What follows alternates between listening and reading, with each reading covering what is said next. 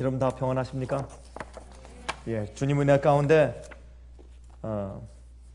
우리가 한 가지로 한 성령 안에서 같은 일을 추구하고 또 주님의 역사를 이루는 것을 인해서 하나님께 감사합니다.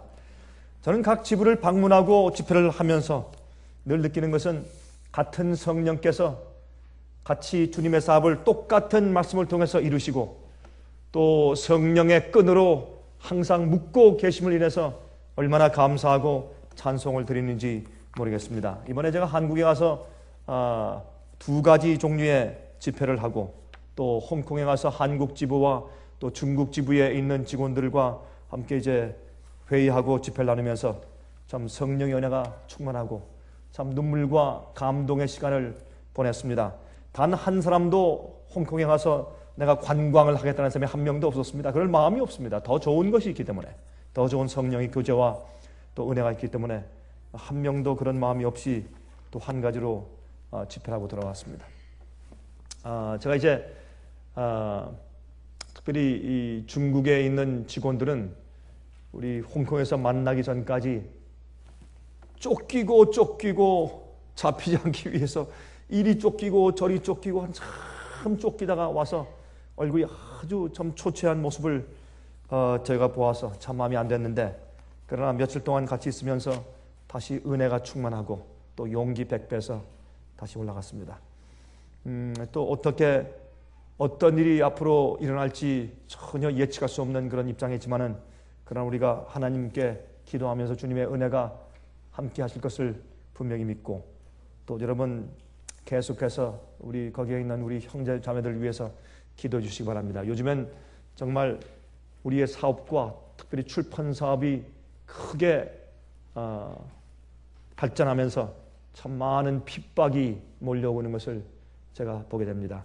그래서 아주 이 큰 흙구름이 몰려오는 그런 폭풍우 속으로 우리 직원들 다시 돌려보내는 것 같아서 제가 돌아올 때 제 마음이 참 많이 아팠습니다. 그러나 하나님의 능력과 은혜가 그들을 매일 보호하실 것을 우리가 믿고 감사합니다. 그분들이 만약에 다시 여러분들을 만나지 못할지라도 여러분들에게 인사말을 다 하는 그런 비디오를 다 좀 우리가 가지고 왔는데, 그것은 이제 다음 주에 시간, 제가 오늘 제가 도착해서 집에 돌아온 지가 지금, 집에 돌아와서 얼른 제가 좀 씻고 옷을 갈아입고 왔기 때문에 준비할 시간이 없었고, 그래서 아마 다음 주에 좀 동영상을 좀 보여드려야 할 것 같습니다. 여러분, 이 세상의 모든 문제들이 하나로 집약되는데 그것이 무엇입니까? 죄의 문제죠. 그렇죠? 모든 문제, 무슨 경제 문제, 가난의 문제, 도덕적인 문제, 범죄의 문제, 정치적인 문제, 개인의 문제, 불행, 슬픔, 고난, 다툼, 가정의 파탄의 문제가 많이 있어요. 종류가 한두 가지입니까? 이 수많은 문제를 하나의 문제로 집약하면 그것은 무엇입니까? 죄의 문제입니다. 죄 때문에 그렇게 되고, 개인의 슬픔도 죄 때문이고, 정치적인 문제도 죄 때문이고, 이번에 한국에 와서 보니까 얼마나 정치하는 사람들이 싸우는지, 멱살을 쥐고 싸우고 치고받고 난리가 나요. 그 모든 문제도 사실은 무엇입니까? 죄의 문제입니다. 이 세상의 경제가 어려워지는 것도 죄의 문제입니다. 모든 것이 죄의 문제입니다. 개인의 마음 아픈 것도 죄의 문제입니다. 모든 것이 죄의 문제입니다. 죄의 문제가 아니면 이런 문제가 생길 수가 없고 사람들이 괴로워할 필요가 없는 것을 우리가 압니다.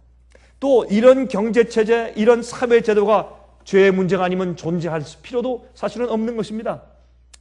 그런데 이 문제는 죄의 문제이기 때문에 사실 마음속에는 문제이기 때문에 해결할 길이 없습니다. 예수님께서 만약에 이 세상에 이런 사회 제도를 개선하면은 이런 문제가 해결되고 사람들이 행복해질 수 있다면 예수께서 이 땅에 오셔서 사회 문제의 개혁을 위해서 일하셨겠죠. 그러나 예수님께서 그렇게 안 하셨습니다. 예수께서 오셔서 하신 것은 개인의 마음속에 있는 죄의 문제를 해결하시고 또한 죄의 문제를 대신 지시고 돌아가시는 것을 분명히 하시고 이 땅을 떠나셨습니다. 그래서 예수님께서 하신 것도 이 사회 개혁과 정치 개혁과 또한 어떤 제도의 개혁을 위해서 한 번도 시간을 쓰시고 말씀하신 적이 없습니다.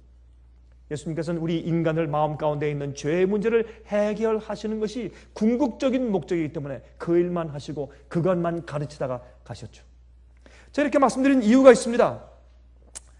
여러분, 우리는 인간의 자선사업과 또 선한 일과 또한 도움들을 줌으로 절대로 우리 인간의 문제를 개선할 수가 없습니다. 잠깐 동안 도와줄 수 있겠죠? 여러분, 빌 게이츠 같은 그런 부자는 1년에 수십억 불씩 바칩니다. 엄청난 돈을 헌신합니다. 그러나 그렇게 한다고 해도 특별히 아프리카 자금에 그런다고 해도 아프리카에 문제가 없어졌습니까? 아닙니다. 여전히 문제가 있고 더 악화되고 그것은 큰 도움이 안 됩니다. 겉으로 도움이 되는 것 같지만은 많은 사람들이 잠깐 동안 기아에서 허덕이는 것을 좀 벗어나서 잠깐 동안 먹을 것이 있을지 모르지만 그러나 똑같은 문제가 존재하는 것입니다. 그러므로 개인들의 마음속에서 이 문제를 해결해 나가야 되는 것이 바로 우리 그리스도인들이 추구해야 할 문제고 이것이 성경이 가르치는 것입니다. 그래서 예수님께서 이 땅에 오셔서 세상을 새로 창조하시고 다시 만드셔야 돼요. 도리가 없습니다. 무슨 수를 써보십시오. 우리 이 세상의 문제가 해결되는가? 전혀 해결될 수 없습니다. 그래서 이 죄의 문제를 해결하시러 오셔야 합니다. 그래서 먼저 개인적인 마음속에서 죄의 문제가 해결된 사람들을 데리고 다시 시작하셔야 합니다. 그래서 슬픔과 불행과 아픔은 우리 마음속에서부터 시작하는 것입니다. 여러분, 제가 이렇게 다니면서 특별히 이번에도 마찬가지입니다. 다니면서 보면 많은 사람들이 집회 오는데 집회 와서 저와 이제 상담을 하고 또 질문을 하고 또 와서 집회 온 이유를 얘기할 때 보면 많은 사람들이 참 요즘에 제가 놀랍니다. 꽤 많은 사람들이 저희 말씀을 듣고 집회 오고 또 상담하고 질문하는 이유가 무엇이냐면 마음속에 있는 자기들의 죄의 문제가 해결되지 않기 때문에 그 이유를 찾는 것입니다. 그 비결을 찾는 것입니다. 다시 말해서 예를 들어서 내가 구원파에 속해 있었습니다. 오랫동안 거기서 가르치기를 과거의 죄와 현재의 죄와 미래의 죄에서 우리가 이미 해방되었고 다 속죄받고 다 이미 죄의 문제가 다 용서받고 해결되었다. 그러므로 기뻐하라. 너무 죄에 대해서 너무 신경 쓰지 말아라. 이미 죄의 문제를 예수님께서 십자가에서 미래의 죄의 문제까지 해결하셨으므로 구원은 우리 속에서 이미 이루어졌다. 그래서 감사하고 찬송하고 그렇게 살다가 보니까 어느 정도 살다 보니까 사실 그게 실상이 아닙니다. 왜요? 아직도 자기들 마음 가운데 자기들 결혼 생활 가운데 자기들 생애 가운데서 죄의 종돼서 질질 끌려다니는 자기들 모습을 보고 그 교회의 모습을 보고 신자들의 모습을 보고 그 마음 가운데 평안이 깨지는 것입니다. 그래도 이것이 아닌데 이렇게만 해결된다면 이것이 진정한 죄의 해결이 아닌데 왜 내 속에서 죄의 파워가 해결되지 않는가? 그것 때문에 많은 사람이 고민하는 것입니다. 고민하다가 무엇을 발견합니까? 참된 복음을 발견합니다. 그게 파워입니다. 그것 때문에 많은 사람들이 오고 질문하고 이메일을 보내고 저한테 와서 개인적으로 상담을 하고 이번도 그런 경험을 제가 여러 사람들과 함께 했습니다.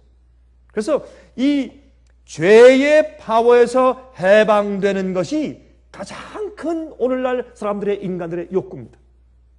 여러분, 경제적인 문제를 해결해도 정책적인 문제를 해결해도 그렇죠? 사업의 문제와 직장의 문제를 해결하고 좋은 사람과 결혼을 해도 여전히 마음 가운데 있는 문제는 죄의 파워의 문제입니다. 이번에 간증을 시켰더니 몇 명이 올라가서 한 얘기가 저는 결혼을 할 때 제 마음 가운데 행복이 시작될 줄 알았습니다. 처음엔 좋았습니다. 좋은 부인, 좋은 남편 가지고 기대가 있고 소망이 있고 근데 얼마큼 지나니까 그렇게 예쁜 아내와 그렇게 멋있는 남편도 내 마음 가운데 진정한 행복과 평안을 주지 못했습니다. 그것이 그들의 간증이었습니다. 그래서 이 죄의 문제를 다루고 있는 것이 무엇입니까? 로마서 7장입니다. 로마서 7장은 바로 이 죄의 문제를 어떻게 해방해야 할까에 대해서 가르치고 있는 것을 우리가 볼 수가 있는 것입니다. 다 같이 좀 보십시다. 근데 재미있는 것은 로마서 7장에서 시작할 때 어떻게 시작하냐면 전 남편이 죽고 재혼하는 일을 통해서 죄의 문제와의 전쟁을 우리에게 설명해 주고 있고 또한 우리의 영적인 문제를 설명해 주고 있는 것을 봅니다. 우리 펴서 좀 보십시다. 로마서 7장입니다. 다 같이 로마서 7장을 좀 우리가 펴서 보도록 하겠습니다. 로마서 7장은 이 문제를 다루고 있는데 영적인 경험에 대해서 이 재혼과 전 남편이 죽는 것과 또 다른 남편에게 시집가는 그 일로 지금 상징해서 우리에게 설명을 줍니다. 도대체 무슨 말인지 좀 살펴보도록 하십시다. 자, 1절부터입니다. 형제들아, 내가 법 아는 자들에게 말하노니 너희는 율법이 사람의 살 동안만 그를 주관하는 줄 알지 못하느냐.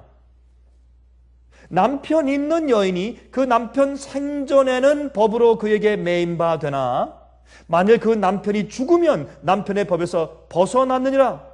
그러므로 만일 그 남편 생전에 다른 남자에게 가면 음부라. 이르되 남편이 죽으면 그 법에서 자유케 되나니 다른 남자에게 갈지라도 음부가 되지 아니하느니라. 이게 참 흥미있는 얘기입니다. 왜 전 남편이 죽고 다른 남자에게 시집가는 이야기로 이 죄의 문제를 시작할까요? 죄의 문제 실타래를 그렇게 풀기 시작합니다. 그러면 이게 무슨 뜻일까요? 여러분, 여기서 전 남편은 무엇을 의미합니까? 율법을 의미합니다. 율법이 죽어야 예수께 간단 말입니다. 이거 참 이상한 얘기죠? 참 우리가 좀 이해하기 좀 어려운 그런 이제 서론으로 바울이 설명하기 시작하는 겁니다. 그럼 율법이 죽는다, 율법이 죽어야 내가 예수께 시집간다. 그게 무슨 말이냐? 여러분, 그건 무슨 말이냐면 만약에 율법을 내가 지켜서 내가 구원 얻으려고 애쓰는 그 노력이 아직까지 내 속에 있다면 율법이 패했단 말입니까? 아닙니다. 7장은 말하기를 율법은 거룩하고 선하다. 계명은 악한 것이 아니고 계명은 거룩하고 선한 것이다. 내가 문제지. 그렇게 설명하기 때문에 율법이 패한다고 말씀하지 않습니다. 근데 율법과 계명이 죽어야 된다고 말합니다. 그러면 율법과 계명이 여러분과 제 속에서 죽는다는 것이 무엇입니까? 그것을 설명하면서 지금 우리가 로마서 7장을 이해해야 할 것입니다. 그러면 계명과 이 법이 죽어야 내가 예수께 간다. 계명을 통해서 계명을 지킴으로 구원 얻으려고 하는 내가 죽어야 합니다. 그러면 내가 계명이 죽고 내가 계명을 지키려고 하는 내 노력이 죽는다면 그러면 계명을 지키지 말아야 한다는 얘기입니까? 아닙니다. 근데 계명은 반드시 지켜야 하는데 계명을 지키는 것은 아주 자연스러운 일이 되어야 된다고 말입니다. 계명을 내가 통해서 구원받으려고 한다든지 계명을 순종하는 공로와 행위로 구원받으려고 하면 내가 망한다는 것입니다. 그런 마음을 가지고 있으면서 예수께 나가면 남편이 둘이기 때문에 음부라는 것입니다. 그렇게 강력하게 설명하면서 이 죄의 문제를 지금 그가 다루고 있는 것입니다. 자, 그러므로 4절 보십시다. 4절 이제. 그러므로 내 형제들아, 너희도 그리스도의 몸으로 말미암아 율법에 대하여 죽임을 당하였으니, 그렇죠? 율법에 대해서 죽임을 당하였으니 이는 다른 곧 죽은 자 가운데서 살아나신 이에게 가서 우리로 하나님을 위하여 열매를 맺히게 하려 함이니라. 무슨 열매? 구원의 열매. 무슨 열매? 성령의 열매. 그렇죠? 예수님 안에서 살 때 구원의 열매와, 그렇죠? 소망의 열매, 기쁨의 열매, 즐거움의 열매, 용서의 열매, 그렇죠? 성령의 품성의 열매, 구원받은 자의 열매를 맺히기 위해서 어떻게 해요? 율법에 대해서 죽고 율법이 죽어야 된다는 말입니다. 내가 섬기던 전 남편이 죽고, 왜? 이 남편은 잘못된 남편이니까 그 남편이 죽어야 돼요. 그리고 이제 새로운 남편 예수님께 나가서 이제 영생의 열매를 맺게 된다고 말합니다. 많은 사람들은 이 말씀을 잘못 오해해서 어떻게 해요? 율법을 지킬 필요 없고 안 되니까 율법을 치워버리고 없애고 계명이 패했고 예수님께 나가서 믿음과 은혜로 구원받는 것이다. 이렇게만 해석하는 것입니다. 그것은 잘못된 얘기죠. 왜? 로마서 7장과 8장은 계명은 패할 수 없고 계명이 잘못이냐? 아니야. 그렇게 하기 때문에 그것은 잘못된 해석인 것을 알 수 있는 것입니다. 자, 이제 5절 보세요. 우리가 육신에 있을 때에는 율법으로 말미암는 죄의 정욕이 우리 지체 중에 역사하여 우리로 사망을 위하여 열매를 맺게 하였더니 이게 무슨 말이에요? 자, 그렇다고 해서 율법이 잘못됐습니까? 아닙니다. 그러면 율법 때문에 사망의 열매를 맺어요. 그게 무슨 말입니까? 이제 조금 이따 보면 우리 알겠지만 계명은 우리에게 무엇을? 죄를 폭로해주고 보여주는 역할을 하는 것이지 계명 자체가 우리에게 죄를 씻어주고 우리를 구원하는 그런 목적을 가진 것이 아니라는 것을 설명하는 것입니다. 그러므로 율법 앞에 가고 계명 앞에 가니까 우리가 어떻게 죄의 사망의 열매를 더 많이 맺어요. 점점 우리 마음 가운데 계명을 보면 볼수록, 주의 법을 보면 볼수록 우리 마음 가운데 잘못과 죄악이 자꾸 더 드러나니까 죄와 사망의 열매가 점점 더 많이 맺히게 된다. 그것을 그가 지금 설명하고 있는 것입니다. 자, 6절. 이제는 그랬다가 이제는 우리가 얽매였던 것에 대하여 죽었으므로 어디에서 벗어났으니? 어디에서 벗어났어요? 율법에서 벗어났으니? 이거 참 이상해. 그러면 율법에서 벗어났으면 우리가 율법을 지킬 의무가 더 이상 없다는 얘기입니까? 살인해도 좋다는 얘기입니까? 간음해도 좋다는 얘기입니까? 탐심을 가져도 좋다는 얘기입니까? 아니지 않습니까? 율법을 통하여서 율법을 지키는 나의 선행과 노력을 통해서 구원받으려고 하는 잘못된 전 남편이 죽어야 된단 말입니다. 그렇게 해서 우리가 어떻게 해요? 율법을 통해서 구원 얻으려는 잘못된 관념에서 벗어나서 이러므로 우리가 영의 새로운 것으로 섬길 것이요 의문에 묵은 것으로 아니할지니라. 그는 이제 우리에게 힌트를 줍니다. 그러니까 다시 말해서 성령의 새로운 것을 섬겨요.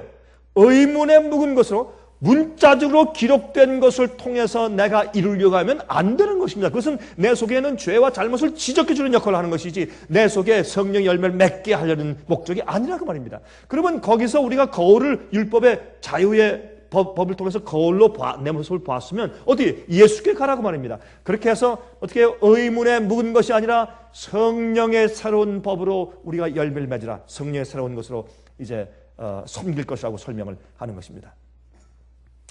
자, 그러면 여기에 있는 이 말씀을 우리가 좀 기억하고 조금 더 앞으로 나가기 전에 잠깐 동안 뒤로 갔다가 다시 돌아옵시다. 그것은 로마서 6장입니다. 로마서 6장 5절부터 15절 가운데 있는 말씀을 좀 보십시다. 로마서 6장 5절입니다. 5절부터 15절까지 있는 말씀을 좀 읽겠습니다. 이렇게 말씀되어 있습니다.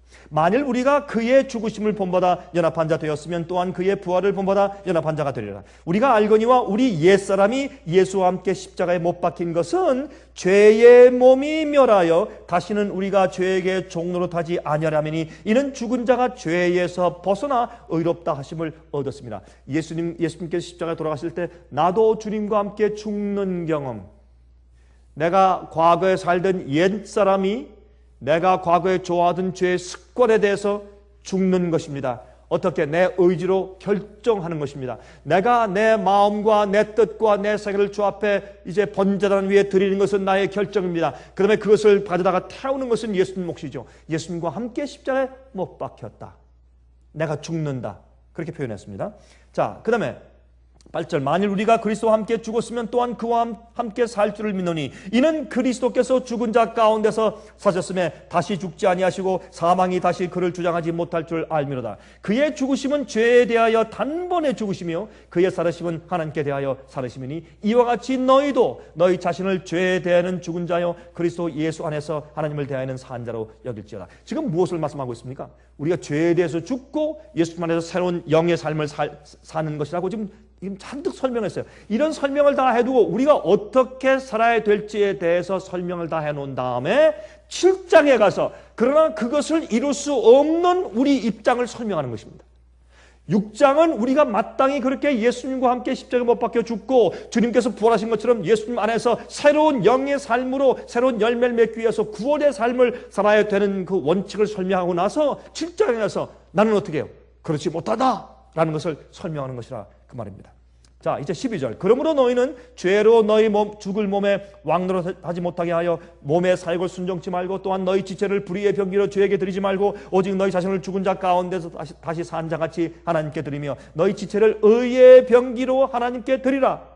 죄가 너희를 주관치 못하리니 이는 너희가 법 아래에 있지 아니하고 은혜 아래에 있습니다. 자, 이것을 보면 이게 무슨 말입니까? 법은 전 남편이고 은혜는 예수님께 있어요. 그러면 전 남편이 법 아래에 있는 내 상태가 죽고 이제 예수님께 다시 시집가는 것입니다. 그것을 지금 로마서 7장에서 받아서 설명하는 것이에요. 그게 무슨 말입니까? 내가 법 아래에 있다는 것은 법의 정죄를 받고 있다는 뜻입니다. 은혜 아래에 있다는 것은 법의 욕을 예수님 안에서 자연히 이루게 되는 상태를 말하는 것입니다. 예? 다시 말해서 법을 자연히 지키는 마음 상태와 정신이 생겼어요. 그게 영으로 섬기는 것입니다. 그건 내 힘으로 안 되는 것입니다. 이거는 이론 같아도 이건 체험입니다. 그렇죠? 이제 계속하십시다. 그러면 율법의 정죄에서 벗어나 예수님께 나갑니다.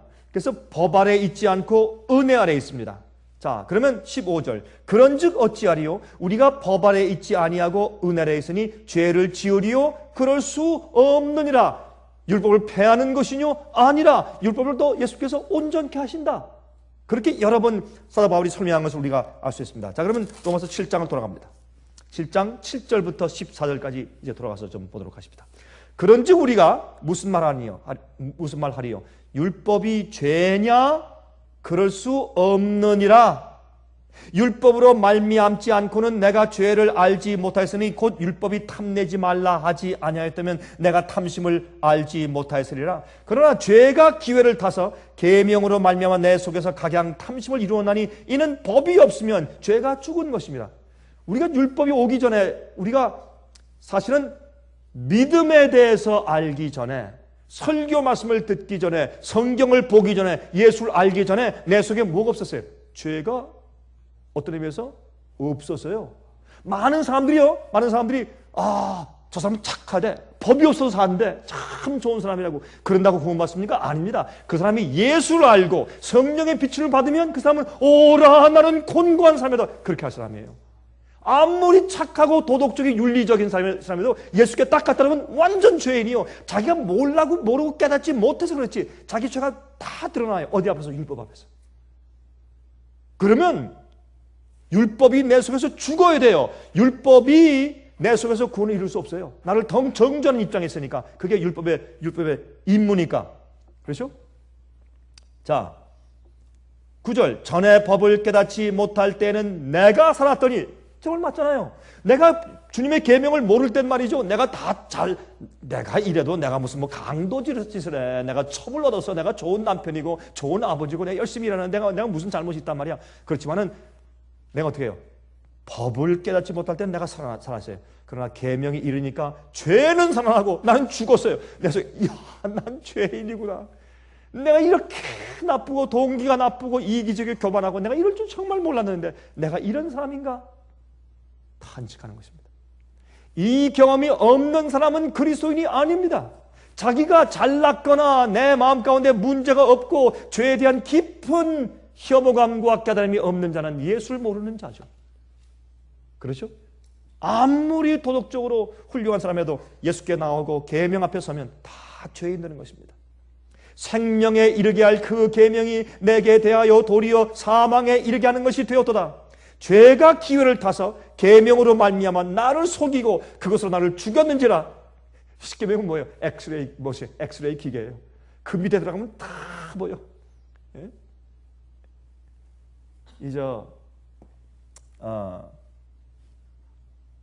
그걸 뭐라 그러죠? 그죠? MRI, 그죠? 그죠? Magnetic Resonance Imaging.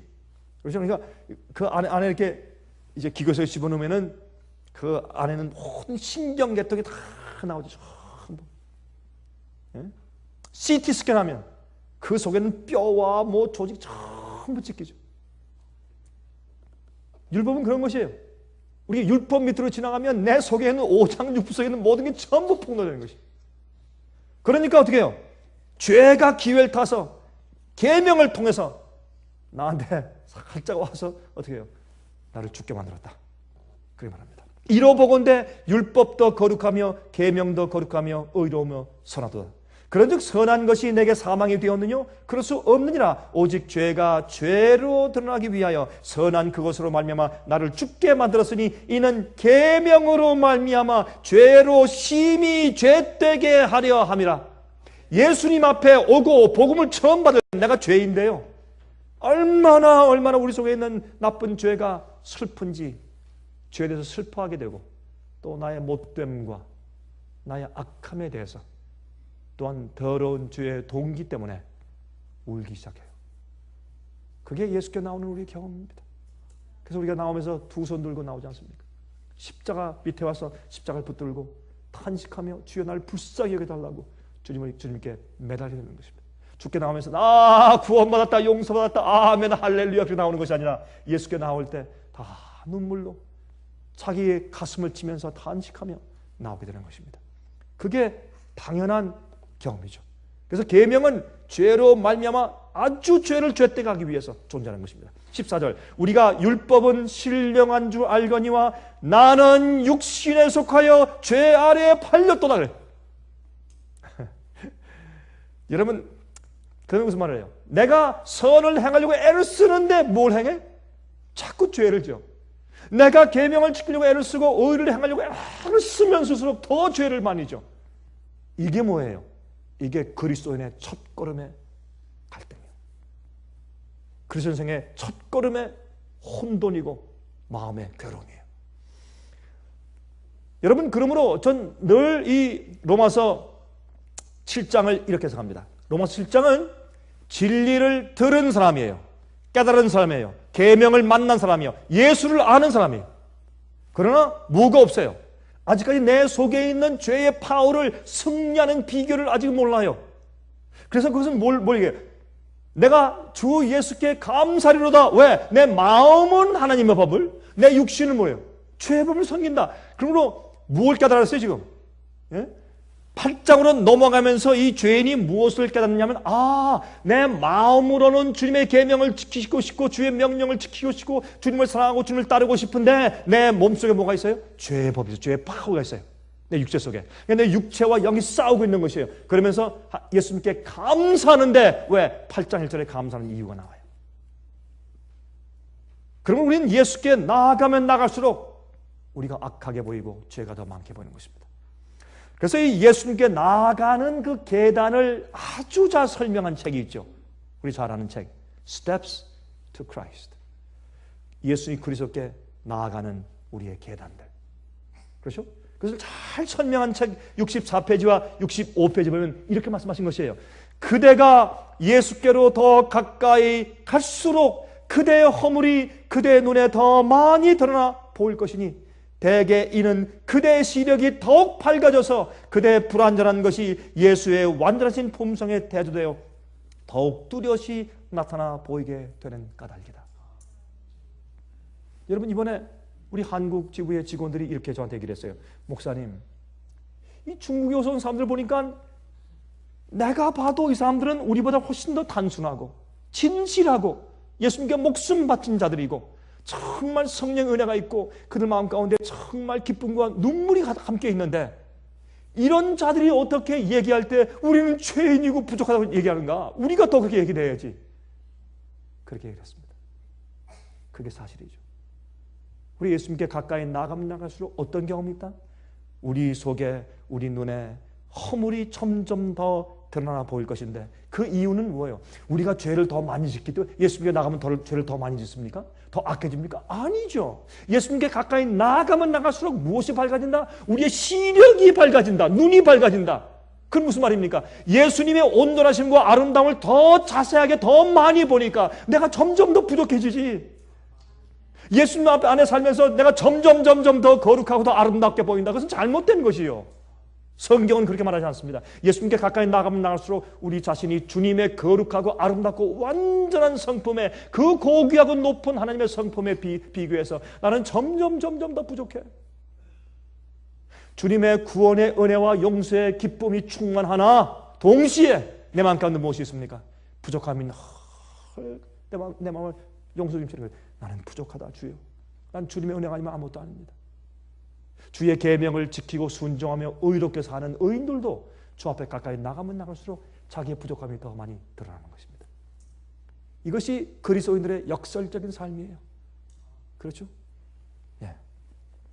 이것은 사탄의 미혹이 그 힘을 잃어버리고 그 대신에 하나님의 성신의 성령의 생기 있는 감화가 그들을 각성시키고 있는 증거이다. 내 부족함과 내 동기의 불순함이 주님 앞에 점점 드러나서 자기 가슴을 치게 되는 것은 생기의 능력을 주시는 성령께서 우리 마음 가운데 역사하시는 증거란 말입니다. 그렇죠? 우리 속에 성령께서 역사하시니까 나의 부족함을 점점 느끼게 되죠.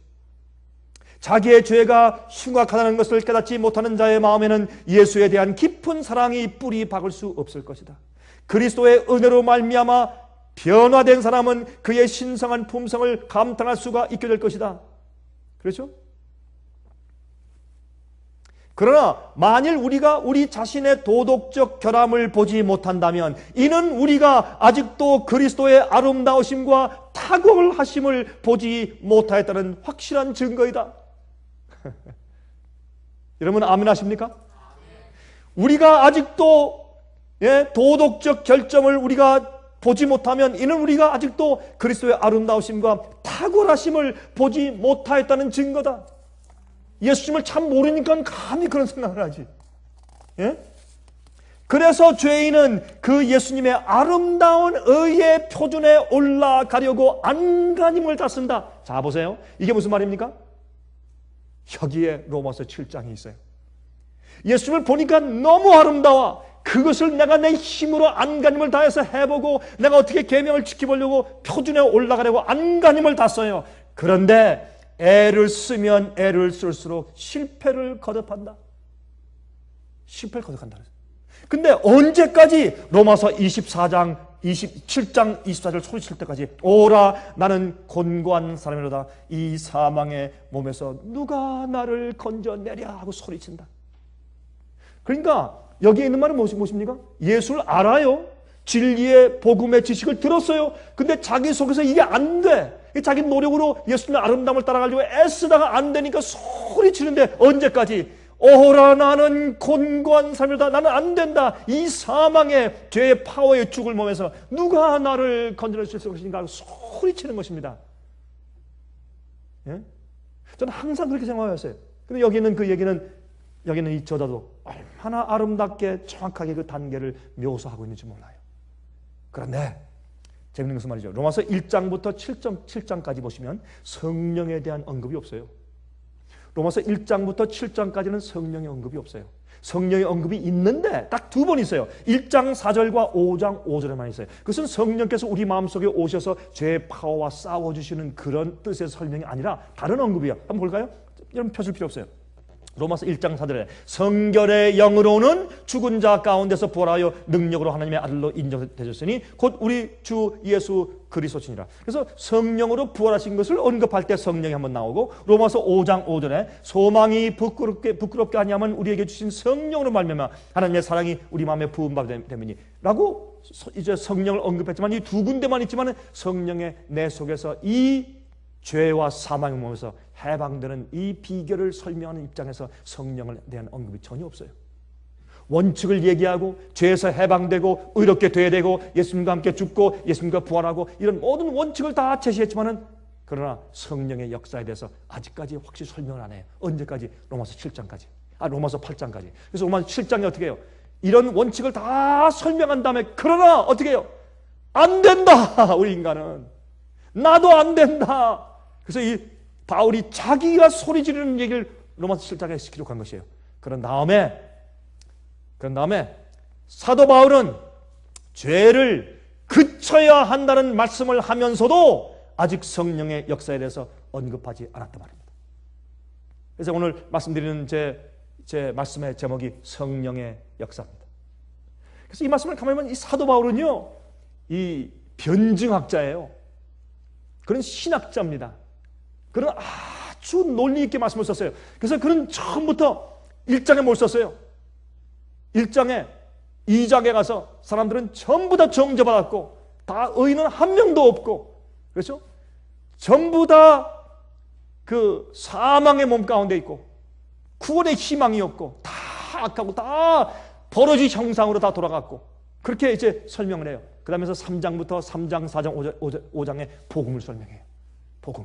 또 다른 율법 이외에 또 다른 복음이 왔다. 우리 구원하기 위해서 우리 의롭게 하기 위해서 복음이 왔다. 설명하고 6장에 가서 어떻게 해요? 이 복음으로 구원받은 자는 어떻게 되어야 되는가를 설명해요. 그래서 1장부터 6장까지예요. 7장에 가서 꽝 때려요. 그런데 당신은 나는 오호라 나는 곤고한 사람이다 라고 얘기해요. 이 하나님께서 율법 이외에 주신 이 의는 어떻게 우리에게 이르러오는 것인가? 성령으로. 그렇게 설명하는 것이 8장이에요. 우리는 그것을 얻을 수 없는데 성령으로. 믿는 자는 예수님을 만나고 나서 죄의 용서를 알게 되고 율법의 정죄에서 벗어나는 복음을 알게 됩니다. 하지만 우리는 우리의 죄의 습관과 파워를 스스로 깨뜨리는 일에 전혀 무능하다는 사실을 깨닫게 해요. 7장에서. 그러나 하나님께서 이 일을 위해서 어떤 복음의 구원의 비결을 마련해 놓으신 것은 내가 압니다. 근데 아직 몰라요. 그래서 바울은 1장부터 6장까지 설명한 그 모든 복음의 이론을 실제화시키고 진리와 교리적인 이론의 가르침을 우리의 개인의 그리스도인 믿는 자의 경험으로 가져다 주는 능력을 소개하고 있는데 그게 8장이란 말이에요. 그래서 하나님의 그 전능하신 그 능력이 속절없는 죄인 속에 들어와서 역사하시는 거룩한 파워를 소개합니다. 그것은 예수님 속에서 나 밖에서 다른 데서 예수님 안에서만 이루어지는 것이 아니라 로마서 8장에 보면 그것이 우리 속에 율법의 요구를 우리 속에서 이루어 주게 하시는 생명의 성령의 법을 드디어 그는 소개하는 것입니다. 그래서 우리가 이 죄의 병기, 죄의 본성 육체를 가지고 있지만 이것을 죄의 무기로 줄 필요가 없다. 의의 무기로 드릴 수 있다. 예수님의 종으로 드릴 수 있다. 무엇으로? 생명의 성령의 파워가 우리를 죄의 속박에서, 죄와 사망의 법에서 우리를 해방시키기 때문에 그렇게 해서 그가 설명하는 것입니다. 그래서 그 감격해서 소리 질러요. 로마서 7장 25절이죠. 우리 주 예수 그리스도로 말미암아 하나님께 감사리로다. 그런즉 내 마음, 내 자신이 마음으로는 하나님의 법을, 육신으로는 죄의 법을 섬기노라. 여러분 마음으로 하나님의 법을 섬깁니까? 대답이 없네. 우리는 우리 속에 우리 육신은 죄의 법을 섬겨요. 우리 육신은 죄의 본성이 있기 때문에 우리의 피부 세포 속속에 알라리 내 죄의 기억들의 알라리 우리의 육체는 가만 놔두면 우리 육신은 죄의 법을 섬기게 되어 있어요. 우리 뒷골에 우리 감정과 입맛과 우리 소원과 모든 것은 죄의 법을 아주 쉽게 섬길 수 있게 그런 경향을 가지고 있어요. 아주 강한 경향을. 우리 마음은 하나님의 법을 섬겨 하나님께 감사하는 거예요. 하나님의 법을 섬기고 하나님을 향하니까 해바라기가 해를 따라가서 마음을 벌리니까 뭐가 들어와요? 생명의 성령의 법이 들어와. 그걸 그가 소개하는 것이에요. 그래서 로마서 8장을 갑니다. 로마서 8장 1절부터 10절까지 있는 말씀을 좀 보십시다. 그러므로 이제 그리스도 예수 안에 있는 자에게는 결코 정죄함이 없나니 어떻게? 왜요? 이는 그리스도 예수 안에 있는 생명의 성령의 법이 죄와 사망의 법에서 너를 해방하였기 때문에 정죄가 없다. 예수님이 십자가에 과거에 2000년 전에 십자가에 돌아가 주셨기 때문에 정죄가 없다는 얘기입니까? 아닙니다. 그 구원에 기초해서 그 구원을 믿을 때 그 약속하신 약속의 성령이 내 속에 들어오시기 때문에 이젠 정죄가 없다고 말해요. 율법이 육신으로 말미암아 연약하여 할 수 없는 그것을 하나님은 하시나니 곧 죄를 인하여 자기 아들을 죄에 있는 육신의 모양으로 보내어 육신의 죄를 정하사 육신을 쫓지 않고 그 영을 쫓아 행하는 우리에게 율법의 요구를 이루어지게 하려 하십니다. 이 성령의 역사를 설명했어요. 제가 이번에 한 자매와 만나서 그 고민하고 있는 사람에게 이것을 간단히 설명했어요. 그랬더니 그렇게 물었습니다. 목사님, 나도 그거 읽었는데 그럼 생명의 성령의 법이 나를 어떻게 해방합니까? 나를 정죄해서 어떻게 해방합니까? 이렇게 설명했어요. 말씀으로 사십시오. 이 성경은 누가 썼습니까? 선자가 썼죠. 선지자들에게 영감을 주신 분은 누굽니까? 성령님이시죠. 잘 아시네요. 확신합니까? 확신합니다. 이 성경 말씀이고 아무것도 아닌 종이에 쓴 말씀인데 이 말씀이 성령께서 사람들에게 감동해 쓴 것으로 믿습니까? 믿습니다. 확신 믿습니까? 그건 내가 확실히 믿습니다. 됐습니다. 그러면 이게 성령의 말씀입니까? 그렇습니다. 그럼 말씀대로 사십시오. 목사님, 그게 무슨 뜻입니까? 마음 가운데 내가 죄를 고백한 다음에 내 마음 가운데 하늘의 죄를 용서해 줬다는 글씨가 없다. 그래도 말씀을 믿어라. 말씀은 내가 죄를 고백하면 내가 하나님은 미쁘고 의로우사 신실하시다. 우리 죄를 사하시고 그 약속을 믿느냐? 그랬더니 믿어야 됩니다. 아니 믿어야 됩니다. 믿어야 되는 거예요? 믿는 거예요? 믿습니다. 그럼 됐어요. 용서받았습니까? 용서받았대. 오케이. 자, 그러면 성경에 보니까 성령이 예수님이 이 땅에 있는 왕 마귀보다 강합니까? 믿습니까? 믿는데 그럼 말씀 믿으십시오. 예수님이 우리를 의롭게 할 수 있습니까? 할 수 있습니다. 성령이 우리 마음가운데 거할 수 있습니까? 거할 수 있습니다. 성령이 보입니까? 안 보입니다. 그럼 어떻게 압니까? 말씀으로 압니다. 바로 그렇게 믿는 겁니다. 그러면 내 마음 가운데 부정적인 생각이 들어와요. 그게 뭐예요? 육체. 그러면 무엇을 따르라? 마음을 따르라. 육체의 충동을 따르라. 내 마음에 부정적인 생각이 들어오고 낙심과 절망이 들어올 때 뭘 따르라? 말씀을 따르라. 할 수 있습니까? 할 수 있대. 오케이. 그럼 또 지나가자. 내 마음 가운데 슬픔과 낙담이 들어온다. 그때 뭘 따르라? 말씀을 따르라. 되라. 말씀을 믿으라. 하나 그러니까 그렇게 성령을 받는 것입니까? 그렇게 받는 것입니다. 성령에서 하신 일은 뭡니까? 말씀 아닙니까? 말씀 들어서 하십시오. 그랬더니 이 여자분이 눈물이 글썽해. 아니 목사님 그렇게 단순한 겁니까? 단순한 겁니다. 신학자만 이해하기 어렵게 하시면 구원받을 자가 얼마 없게요. 이렇게 단순한 겁니다. 그래서 이제부터는 말씀대로 사십시오. 이 연이 감사함에 갔어요. 얼마나 많이 사람들이 혼돈되어 있는지 몰라요. 여러 가지 신학으로 혼동되어 있고 여러 가지 얼마나 많은 이론이 많은지 몰라요. 그러나 주의 말씀은 단순한 것이에요. 말씀을 있는 그대로 읽어보면 아주 단순하고 우리가 이해할 수 있는 것입니다. 그리고 우리가 낙심했다가도 이 말씀을 적용시키고 내 육체를 따르지 아니하고 내 감정과 느낌을 따르지 아니하고 하나님의 말씀을 따르면 간단한 것이에요. 간단한 것이에요. 그래서 보세요. 육신을 쫓지 않고 그 영을 쫓아 행하는 우리에게 율법의 요구를 이루어지게 하려 하심이라. 육신을 쫓는 자는 육신의 일을, 영을 쫓는 자는 영의 일을 생각하니. 여러분 육체의 감정과 육체의 느낌을 따르세요? 영의 생각을 따르세요? 그게 뭐예요? 내 육체는 죄를 섬기는데 마음은 하늘 법을 섬기는 거예요. 이건 우리 선택이에요. 매일매일 선택이에요. 영을 쫓고 육신을 쫓는 게 바로 그런 뜻이에요. 우리 육신은요 항상 우리에게 나쁜 충동감을 주고 이렇게 보다가 유혹을 줘요. 그러면 유혹을 따르지 말라고 성령의 생각을 따르라고 이렇게 하면 되는 거예요.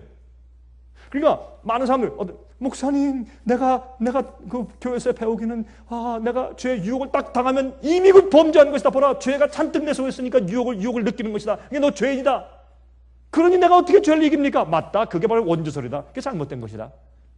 그건 어거스틴 가르침이요. 잘못된 것이요. 그것은 성 어거스틴이 아니요. 저 설명했어요. 사람들이 그렇습니까? 죄가 무엇이다? 의가 무엇이다? 구원이 무엇이다? 이 복음을 설명하니까 사람들이 이 마음속에서 잘못된 이 타부들이 깨지는 거예요. 깨지는 소리가 쨍그랑쨍그랑 막 나요. 사람들 마음 가운데. 그리고 표정 보면 알아요. 영원한 복음이에요. 영원한 복음. 육신의 생각은 사망이요 영의 생각은 생명과 평안이니라.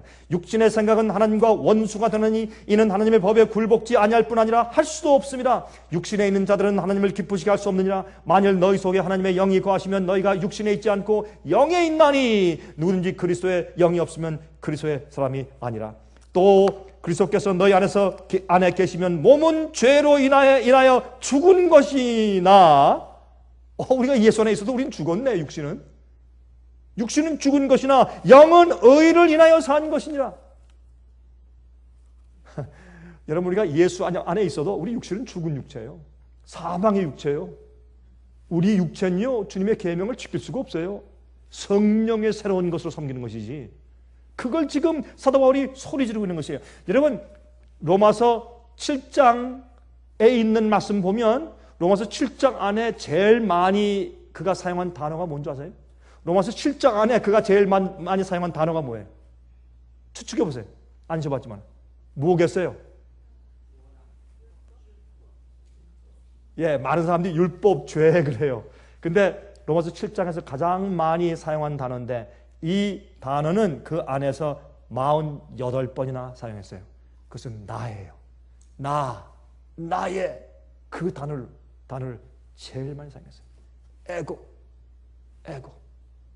그걸 우리 영어로 이고 그러잖아요. 그게 헬라 말이에요. 에고.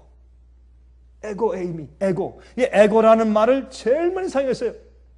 그래서 그것은 이론에 불과해요. 죄인이 원하고 추구하는 진리가 아직은 이상에 불과해요. 이론이에요.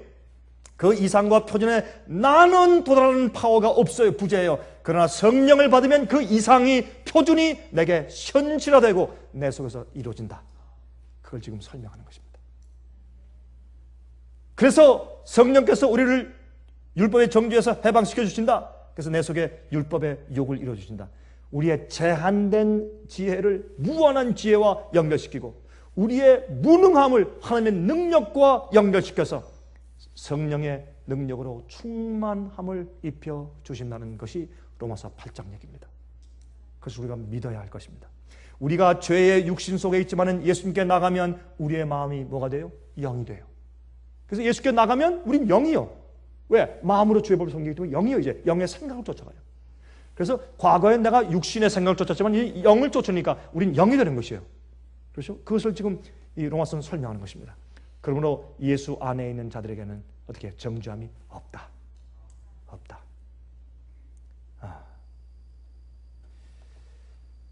이번에 우리가 그 중국 지부에 있는 사람들과 함께 많이 울었습니다. 그분들의 그 지부 임원들의 사업이 얼마나 발전하는지 우리도 깜짝 놀래고, 직원들이 숫자가 20명이 더, 요즘에 20명이 늘었어요. 20명이 더. 이건 얼마나 많은지 아시죠? 거기다 20명이 또 늘었어.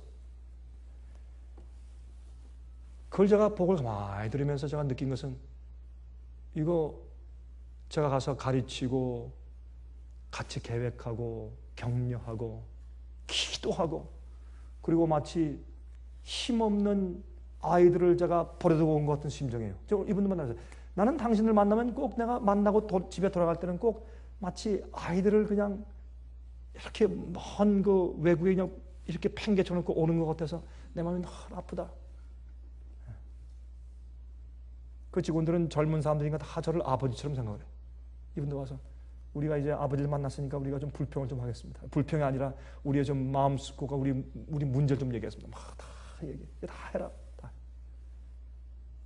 그런데 참 흥미있는 것은요, 이 사람들이 성령의 이 묶으심 속에서 아이가 아니라 얼마나 파워했는지 몰라요. 그게 성령의 역사거든요. 내 속에 역사하시는 성령이 그 성령이 역사하는 사람들이 함께 모이면 그 집단도 파워가 있어요. 그게 앞으로 늦은 비의 역사예요. 하나님께서 그 일을 이루시는 겁니다. 그런데 여러분, 예수님의 생애에 대해서 미국의 국회에서도 이것은 예수님의 생애를 기록한 책 가운데는 가장 감동적인 책 가운데 하나라고 이렇게 추천한 책인 Desire of Ages, 각 시대의 희망, 소망. 모든 세대마다 정말 희망으로 바라본, 그들의 마음에 이것만이 우리 소망이라고 바라본 분이 누군가? 예수란 말입니다.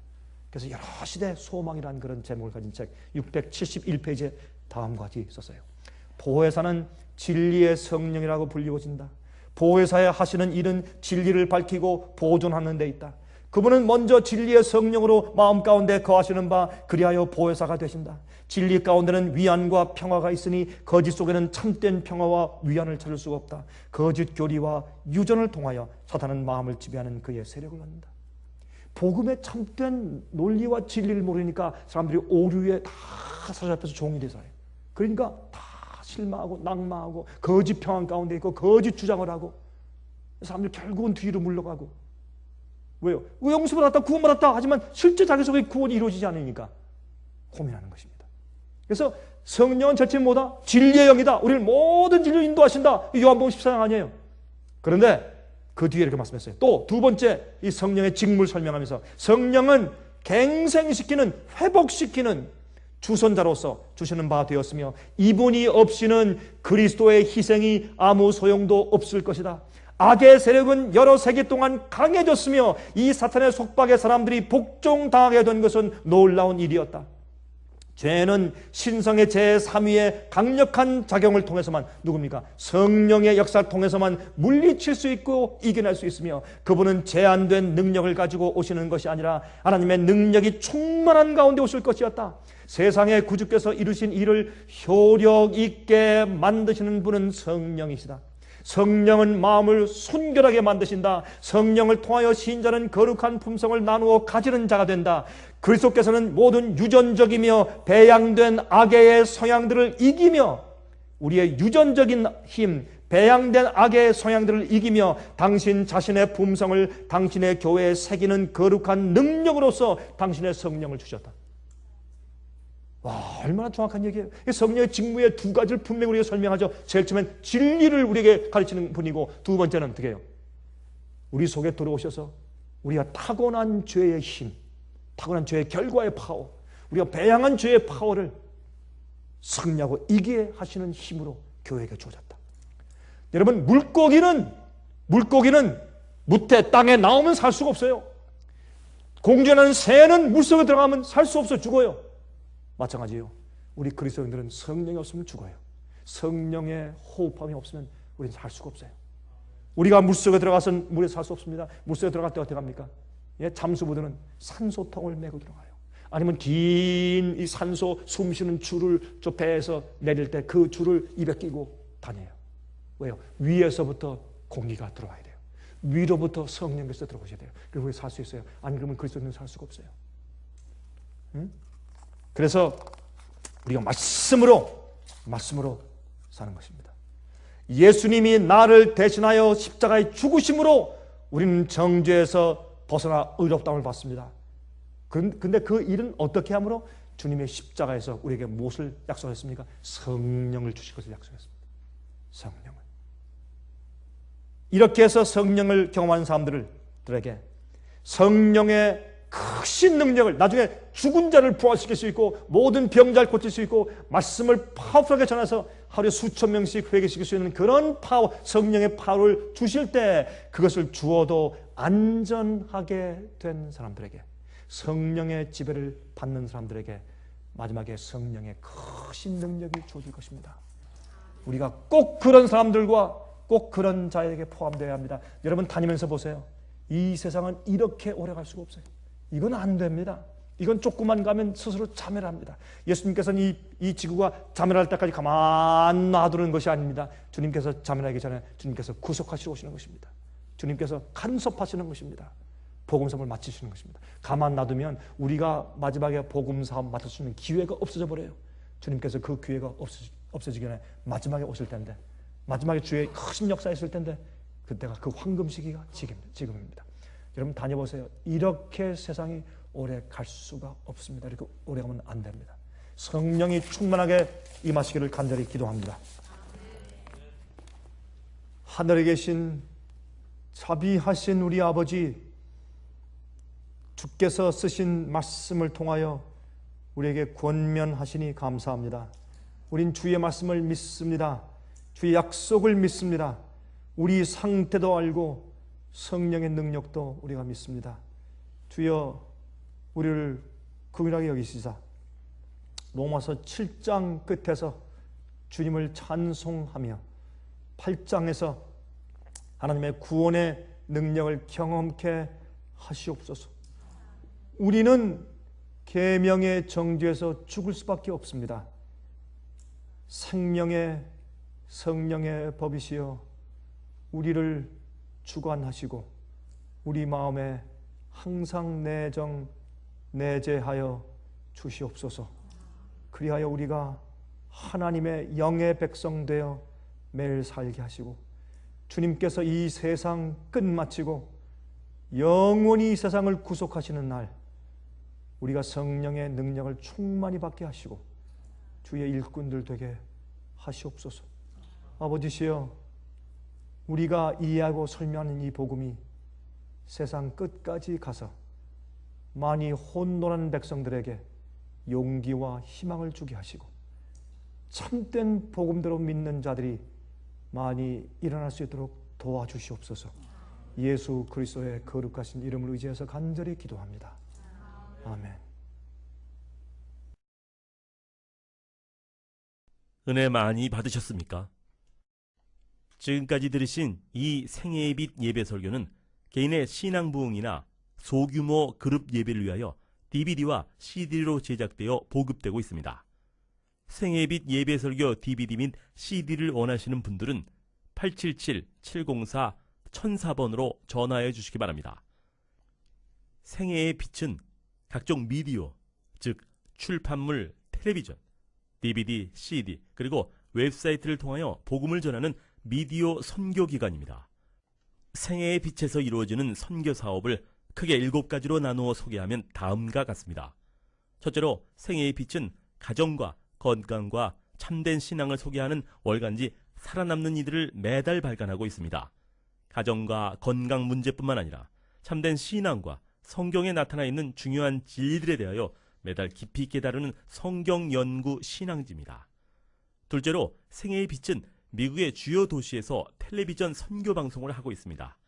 많은 분들은 생애의 빛 선교 방송을 통하여 복음을 발견하고 새로운 생애를 살아가고 있습니다. 셋째로 생애의 빛에서는 우편통신을 통하여 평신도들의 성경 연구를 도와드리는 성경통신학교를 운영하고 있습니다. 성경에 나타나 있는 중요한 문제들에 대하여 체계 있게 공부하기를 원하시는 분들은 성경 연구 단기 코스와 계시록을 통한 성경 교리 연구, 또한 다니엘서 예언 연구를 신청하시기 바랍니다. 교재 및 모든 비용이 무료인 생애의 빛 성경 연구 과정을 통하여 복음과 예언 문제를 가장 쉽고 체계 있게 공부하시기 바랍니다. 넷째로 생애의 빛은 예언 연구를 위하여 특별하게 제작된 DVD 시리즈를 나누어 드리고 있습니다. 성경 구약과 신약의 대표적 예언서인 다니엘서와 요한계시록을 처음부터 마지막까지 자세하게 해설해 드리는 예언 연구 DVD 시리즈를 통하여 많은 분들이 성경과 미래에 대한 새로운 시야를 가지고 살아가게 되었습니다.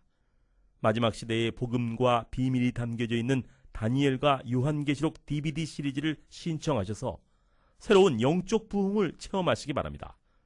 닷새로 생애의 빛은 강병국 목사님의 예배 설교가 담겨져 있는 DVD와 CD를 원하는 모든 그리스도인들에게 나누어 드리고 있습니다. 매주 생애의 빛 예배 설교 DVD 및 CD를 받기 원하시는 분들은 생애의 빛으로 연락하여 신청해 주시기 바랍니다. 여섯째로 저희 생애의 빛 선교센터는 성경 신구약의 모든 진리를 요약하여 주제별로 만든 성경으로 돌아가는 길잡이 소책자 시리즈와 성경 말씀에 대한 이해와 영적 분별력을 환하게 밝혀줄 빛으로 인도하는 길잡이 소책자 시리즈를 만들어 놓았습니다.